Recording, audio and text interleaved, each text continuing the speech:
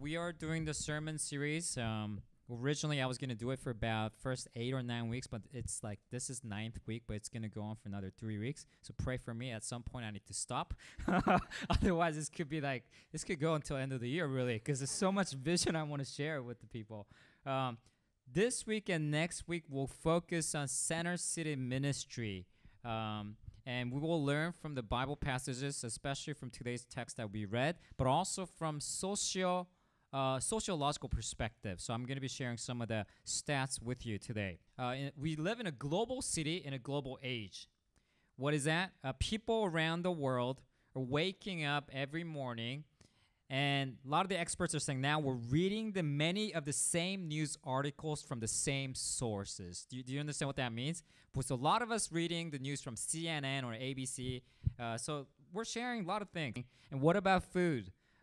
You could be eating Greek yogurt in the morning, Mexican fajita for lunch, and Italian pasta for dinner. Something that was virtually unthinkable 100 years ago here in Japan. Now that's happening. Globalization is taking place. So in this global era, companies cannot, they have to not only compete domestically, but they have to go international. That's what they say.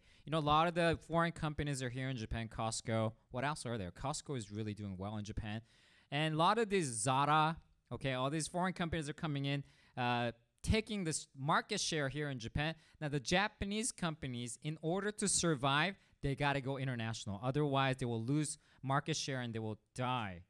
So all the companies have to understand the current state of affairs to move forward. Otherwise, you will miss the opportunity, basically. What does the Bible say about this? There's one interesting passage that speaks directly into this. Ecclesiastes. Okay, I don't think you have an outline today, do you? You can all. Oh, great. Okay. Ecclesiastes chapter 3, verse 1. Here's what it says. For everything there is a season and a time for every matter under heaven, a time to be born and time to die, a time to plant and a time to pluck up what is planted. So there's time for everything. And the teaching principle is this. Read the current state of affairs, figure out where we are right now, and read the flow of time because there's time for everything and seize the opportunity, basically. My brother-in-law was here last month from America. He's a computer engineer, and he used to work for a cell phone software company out in California. And what happened to that company is 4 years ago, they went bankrupt. Okay, they weren't making any business 4 years ago. I remember when I was a college student 15 years ago, I went to visit his company. He showed me the cell phone software where you transfer all your data from cell phone to computer screen. And 15 years ago, I looked at that software and thought, how awesome. This is incredible. How innovative, right?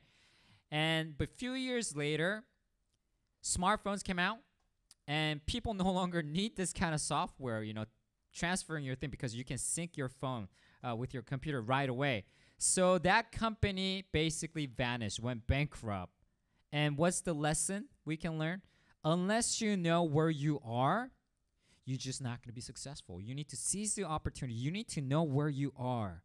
So today, I want to talk about oncoming opportunity for our church in light of the biblical passage that we read, Acts chapter 8, but also from sociological perspective as well. And this one big question will be answered at the end of the sermon, throughout the sermon.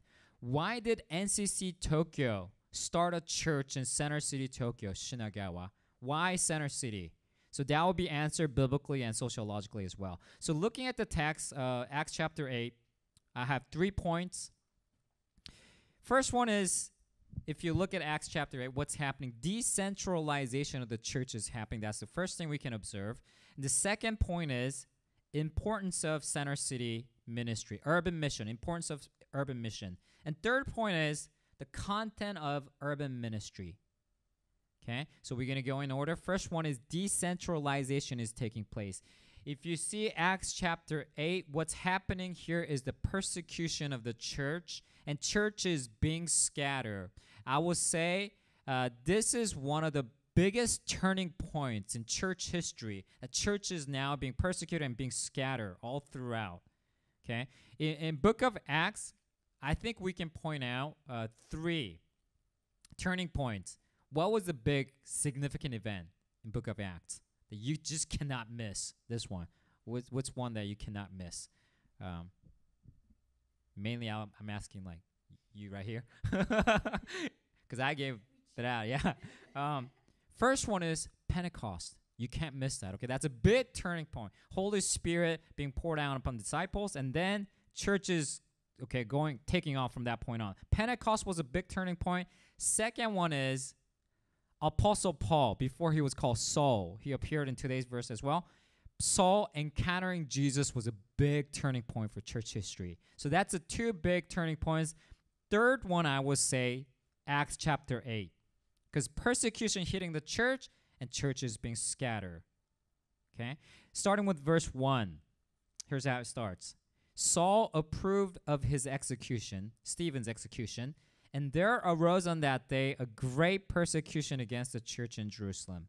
And they were all scattered throughout the regions of Judea and Samaria, except the apostles. So apostles remained in Jerusalem, everyone else scattered. Okay? So lay members of the church are now scattered. And verse 3, Saul is ravaging the church, entering house to house, arresting them, dragging them off to prison, basically. Can you picture this? What's happening? Can you imagine? Group of mobs coming into your house, dragging you off because you're Christian. And that's what's taking place here. And I personally like verse 4. If you look at verse 4, it says, now those who were scattered, who are these people, by the way? Non-apostles, lay members of the church. These are being scattered, went about preaching the word. Preaching the word. In original Bible, Greek Bible, this word is evangelizo, which means evangelizing. Not just preaching about Christ, but they're actually evangelizing people as they're running away from persecution, okay? Do you see how mature these people were as Christians?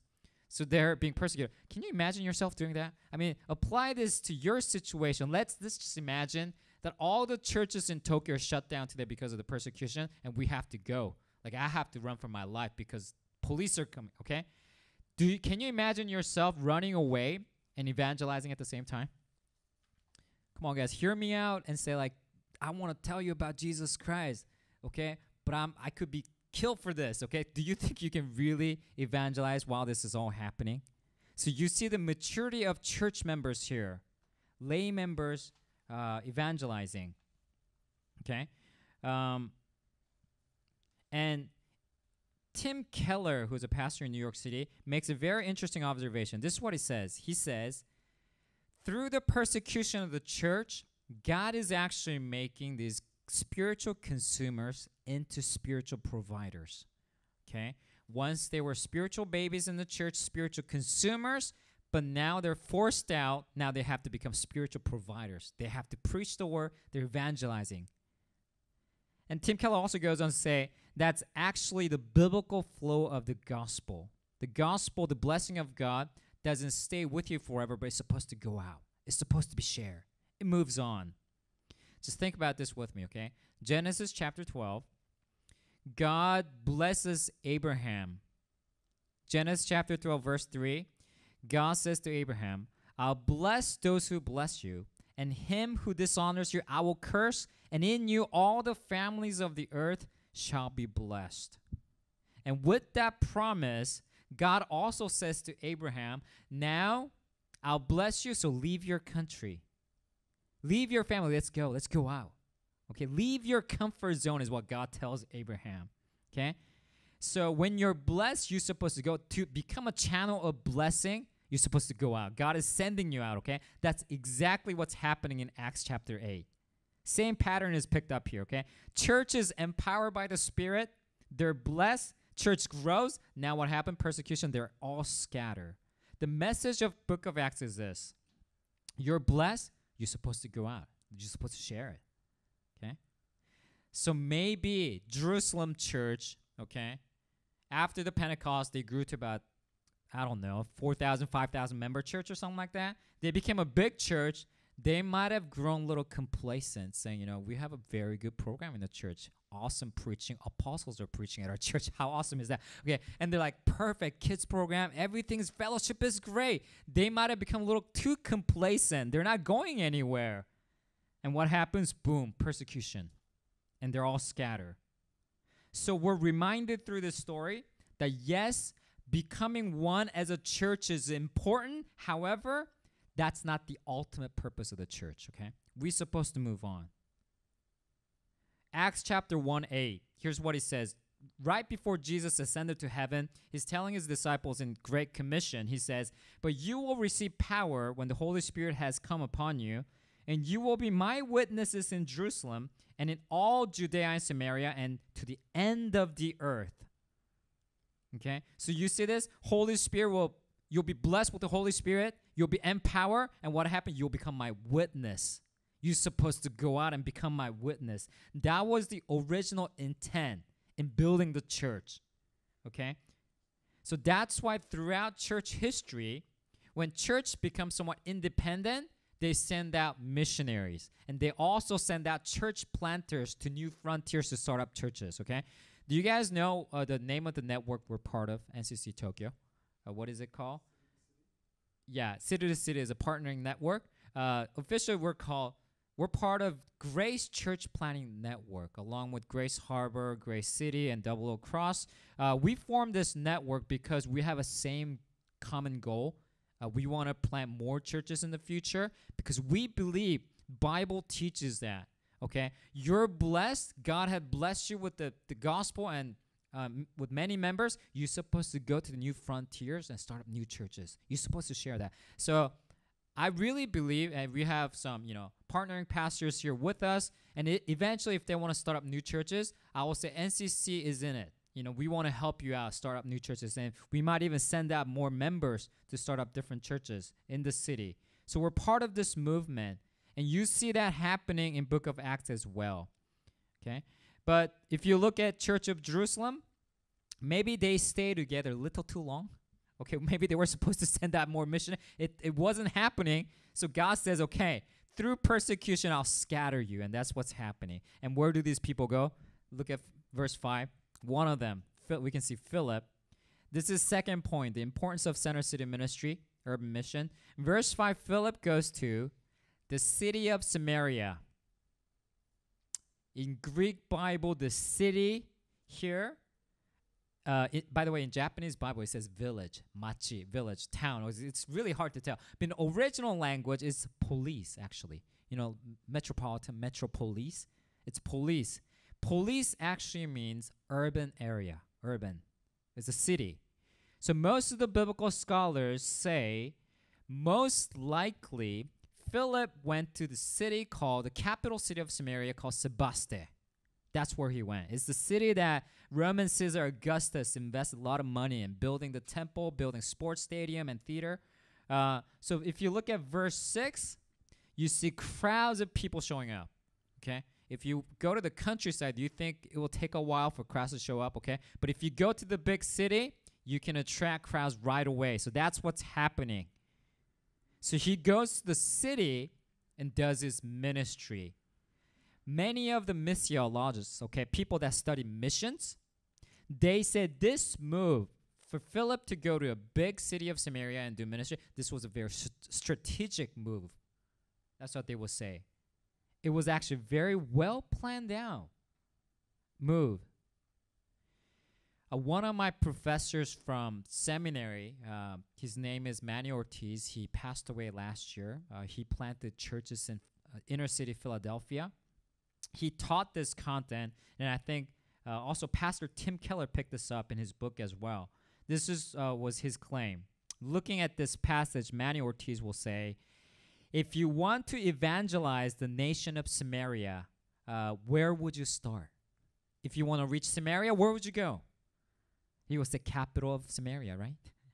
And if you want to meet most influential social elites of this nation, where would you go? Capital. It's the most strategic place to start up a ministry. So going to big city is a good plan. And all throughout Book of Acts, actually, you see Paul going to many different cities. But most of his destinations were almost entirely urban cities. So Paul goes to, what are some of the famous cities that he goes to?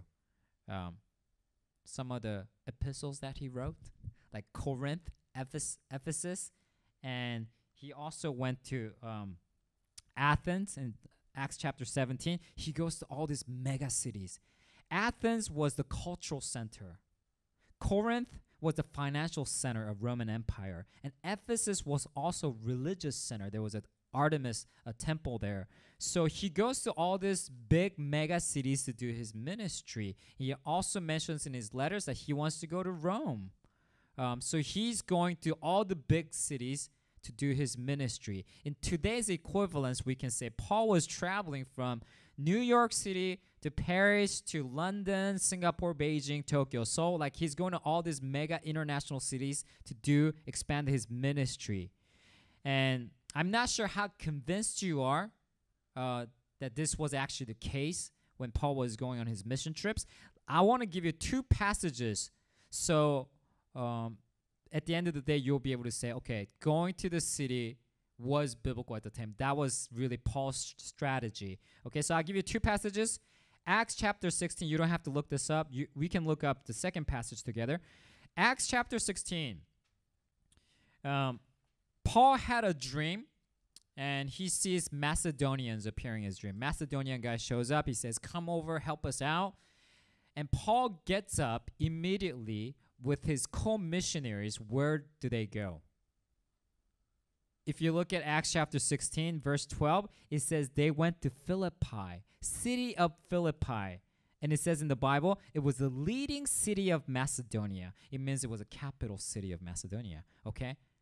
So the question is this. If you want to reach Macedonians, where would you start off? Where would you go?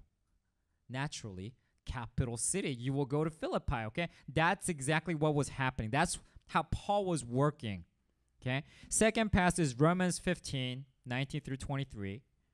I want to read 4 verses there. Romans 15, 19 through 23. This is right before Paul retires. He's pretty much done going around the world preaching the gospel. He's coming to an end, and he's confessing this. He says, by the power of signs and wonders, by the power of the Spirit of God, so that from Jerusalem and all the way around to Illyricum, I have fulfilled the ministry of the gospel of Christ, and thus I make it my ambition to preach the gospel not where Christ has already been named, lest I build on someone else's foundation. But as it is written, those who have never been told of him will see, and those who have never heard will understand. This is the reason why I have so often been hindered from coming to you. But now, since I have no longer have any room for work in these regions, and since I have longed for many years to come to you. Take a look at verse 23 here. At the end of his missionary career, he says, since I no longer have any room for work in these regions. As far as we know, Apostle Paul was in mission field for about 24 to 25 years, according to biblical experts, okay? And if you look through the entire New Testament, we know Paul visited 41 different cities. Urban cities, mostly. So we know he didn't go to all the countrysides, okay? But he says, in verse 23, what does he say? I no longer have any room for work in these regions. Okay? Basically, he says, I went to all the cities that I needed to be in. I'm done here in this region. So he says, okay, I cover pretty much all the regions. Theologian John Stott responds like this. John Stott, referring to Colossians chapter 4, this is what he says. By reaching the city, Paul reached all segments of society, as evidenced in the letter to the Colossians. Colossians 4, Paul had disciples in cities like Laodicea, Hierapolis, and Colossae, where he had never been to. He had disciples in the cities that he never been to. How did this happen? John Stott says This happened while he was in Ephesus. It's because he was discipling so many brothers there that these people actually went home, started their own churches. So the basically conclusion is by reaching the big cities, Paul was reaching all the smaller cities as well. That's the point. This was a strategy of Paul. So if you read church history, Christian movement was an urban movement, basically. By 300 AD, they say half of all the big cities in Roman Empire were Christianized. But on the other hand, all the peripherals, all the countrysides, okay, they were non-Christianized. The gospel did not reach that far yet at that point. So you know the English word, I just picked this up last month or so when I was reading. There's a word pagan, okay? You know, in America, if you're so secularized, if you're so secular and we hate you, we call you pagan. Okay, not necessarily, I'm kidding, okay? But there's a word pagan. It comes from Latin, means countryside. It means you're from the countryside because back then, 1,500 years ago, gospel had not reached that far. So if you're from the countryside, they will call you pagan. That's where the word was originated. So we know from the Bible and from the history of church history that Christian gospel spread mainly from the big cities. Okay? And I don't want you to take this the wrong way. I don't mean that it doesn't mean that we shouldn't go to the countryside to do gospel ministry, okay? We should go everywhere where there are people. But it means from the first century, Christian movement was an urban movement. Mark chapter 16, verse 15, in Great Commission, Jesus says, go into all the world and proclaim the gospel to the whole creation. That means wherever there are people, go there and minister to them. But let me just put this in a sociological perspective, okay? It's in your outline as well. United Nations did a survey, 2014. They came out with this number. Currently, 3 years ago, 54% of world's population lived in the city. 54%. And they're estimating by 2050, the number will rise up to 70%. In 2050, 70% of the world's population will live in the city. Okay? And they're emptying out pretty much all the countrysides right now, okay? And they're all moving into the city. That's the phenomenon that we're seeing all around the world. Globalization, whatever's happening on the other side of the planet is happening here as well. And so is Japan. Population is decreasing by 300,000 every year here in Japan, okay? So there are more people dying here than new babies are going to be born every year, okay? But the funny thing is, the greater Tokyo area, when I say greater Tokyo area, that means it includes Tokyo, Kanagawa underneath, Chiba on the side, and Saitama towards the north, okay? That's a greater Tokyo area, urban area, is gaining population by 100,000 every single year for the last 7 years, okay? It's just been increasing. The population overall is decreasing, but greater Tokyo is increasing. And in your outline, you can see top 4 states with the most population increase in last year, 2016. So every year, greater Tokyo area gaining by 100,000. And experts are claiming that this phenomenon will continue for the next 20 years until 2035 at least. So we're expecting more people to move in for the next 20 years. And I don't know, I don't think any of you were here 20, 30 years ago here in Japan. I was like in elementary school. What was happening back then was very interesting. They used to call it donut phenomenon, donut, okay? Why? Because everybody worked in Center City, but nobody really lived in Center City. Everybody bought their houses just outside in the suburb of Tokyo. So it was like a donut. Nobody really lived on the inside, okay? But now what's happening is in Japanese, they call this anpan ka gensho, anpan phenomenon. Anpan, have you had anpan? Okay? Anpan is good, right? Every red bin is concentrated in the middle. So what's happening right now, everyone's rushing into Center City, Tokyo to live there and to work there. And that's what we're seeing these days. And I did some research. A lot of the college campuses are actually moving into Center City, Tokyo. I was very surprised. Rissho University, they came from Saitama to Center City, Tokyo. Rissho actually moved to Shinagawa in Osaka, one station away from here. And to name the few, Aoyama Gakuen University came from Sagamihara in Kanagawa to Shibuyaku to Center City, Tokyo. So this is the trend right now. More than 10 major college campuses have moved to Tokyo in the last 15 years. And that has been the trend. What are some of the reasons they're moving? Here's what they say. Being in the city attracts more students, more applicants. Students like to come into the city. Are you glad that you're going to college here in Center City, Tokyo? Right? I mean, would you want to be out in the boonies and like you have nowhere to work, nowhere to socialize? So students like to come into the city.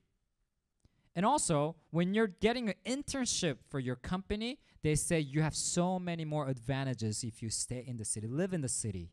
So a lot of the college campuses are looking to move in. And I think adults are following the same trend. You know, we don't want to get into those main densha where you get smushed every morning to go to work. So people would rather live close to their workplace and want to spend their free hours to do other things, spend time with their families and friends.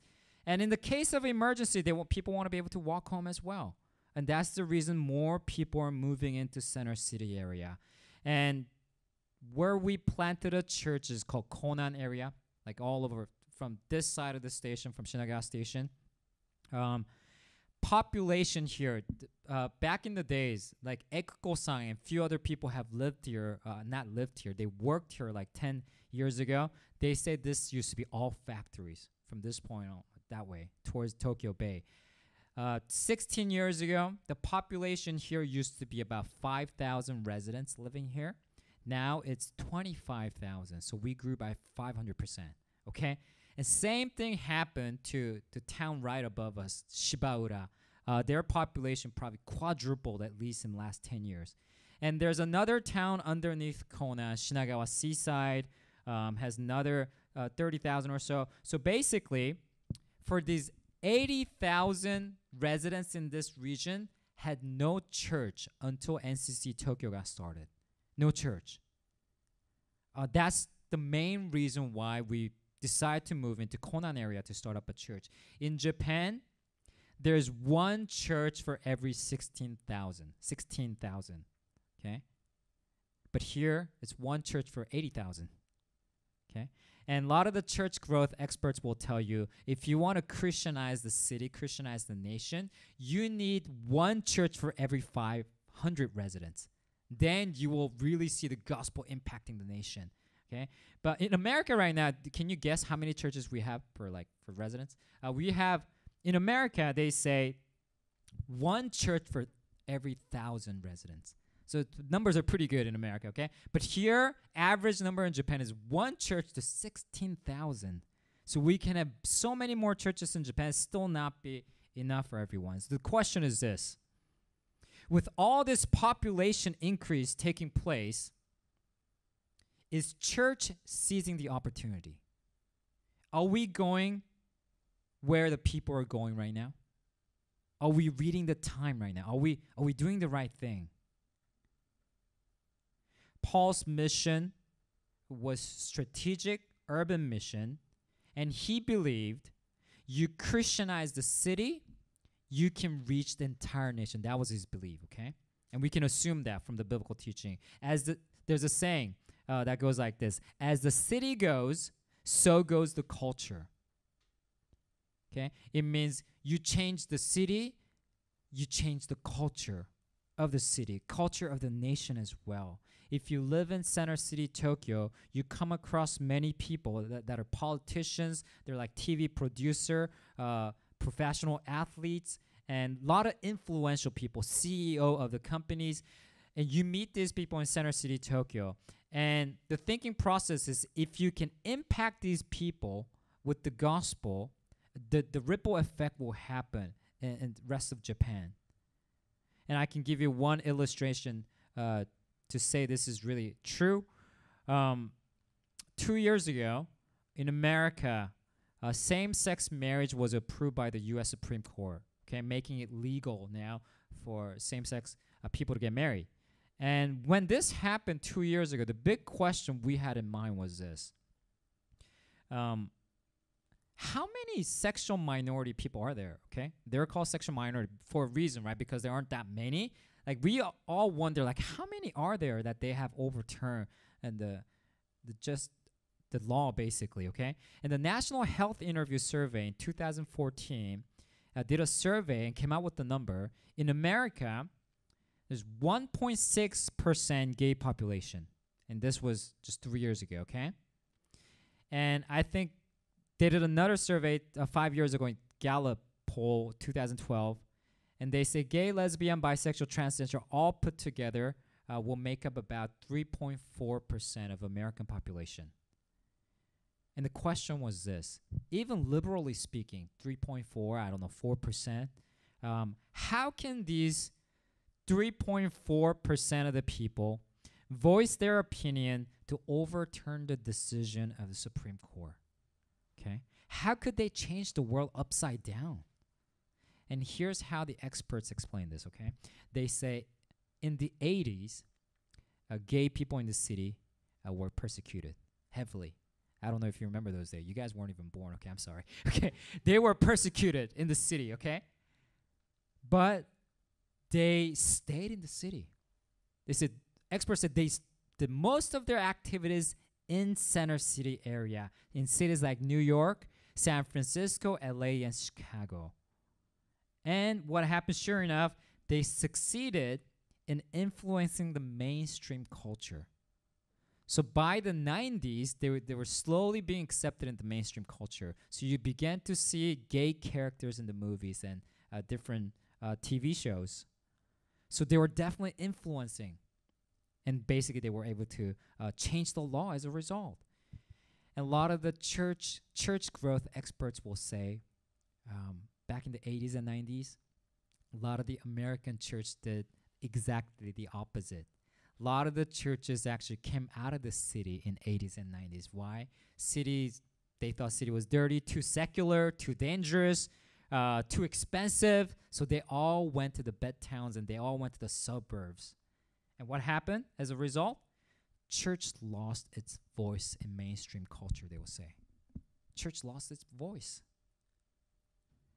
And as a church, you give up the center city, you give up the influence of the gospel at the same time. And I would say, doing church in center city is costly. It costs a lot of money, but not doing church in center city costs even more spiritually speaking. So it will become, in like 20, 30 years, if no churches are in center city, we will just become irrelevant in this culture. Nobody will recognize what the gospel is. So especially looking at Japan right now, because it's 99% non-Christians, reaching the city is that much more important here. Because by reaching the city, we can reach the nation. That's why New Community Church got started in Shinagawa area. So lastly, third point, ministry in the city.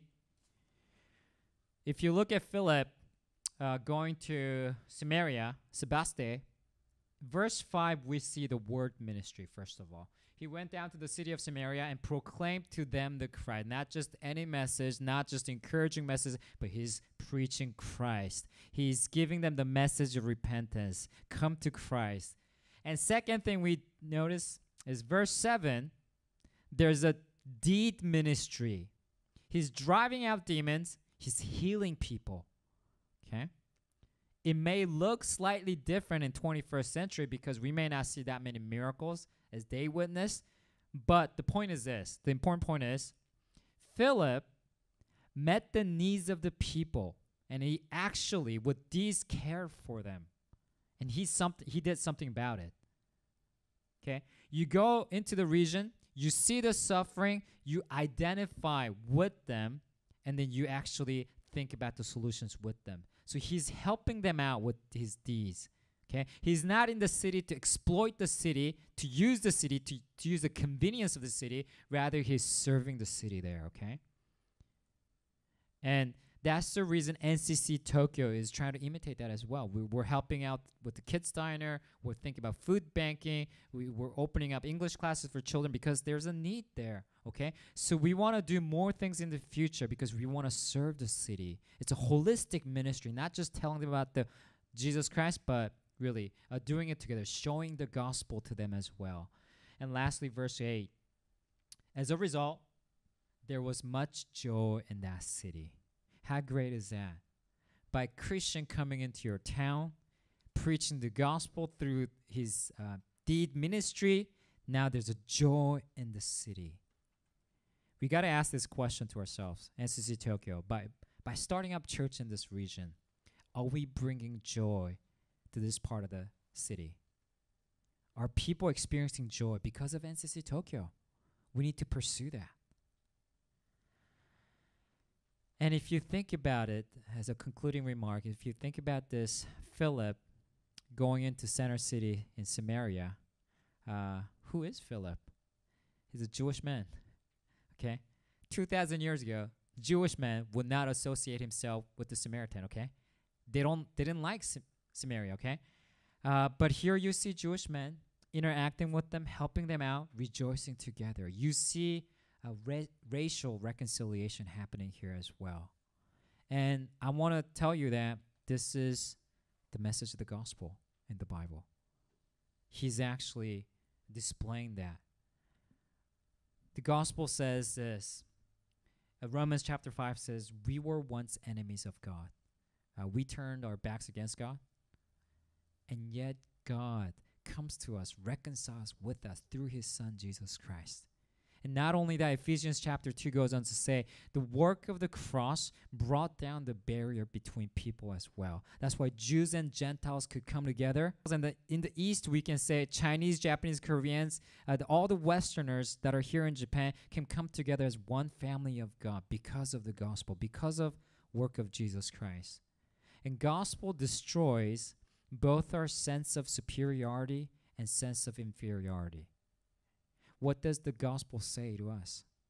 The gospel basically says we were all helpless sinners in the eyes of God. We were lost in our sin. We were helpless. We couldn't save ourselves. And yet God, in his grace, in his mercy, saved us. That's the message of the gospel. Okay? And that message, we couldn't help ourselves to become Christian. That message is supposed to humble you. Because we were helpless. In the eyes of God, we were a despicable being, okay? On the other hand, the gospel tells us, even though you didn't deserve any of this, God loved you so much so that he gave his only son to die for you on the cross. It basically the message that God treasured you. He valued you that much. It eliminates your sense of inferiority. Once you have this gospel, you can become one with other people. And that's what's happening in today's text. Philip is in there. There's a racial reconciliation is happening. In NCC Tokyo, sure enough, we have a lot of different nationals attending our church.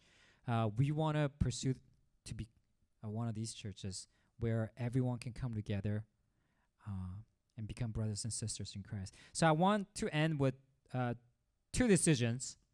I want you to make decisions as we apply this message. First one is this. Consider Tokyo your mission field. It costs a lot to live in Tokyo, and it costs a lot, I guess, to build relationship with people as well. It's not easy because everyone's so busy and so self-observed as well, it seems. But I want you to invest and consider this your mission field because it's a place worthwhile to build a church in, okay? It's a place worthwhile. Because if you can impact and influence the city, you can do a lot for the kingdom of God. So first is invest yourself in Tokyo. Consider this your mission field. Second is support the ministry of NCC Tokyo. We got started 2.5 years ago. If you have a gift to serve in, please help us out. And also think with us. How can we serve the city better? How can we reach the city better? Think with us. And if you're leaving the country, it's okay. Continue to remember us in your prayer and support us. And finally, we're not financially independent yet. So if God calls you to use your resources to support the church as well.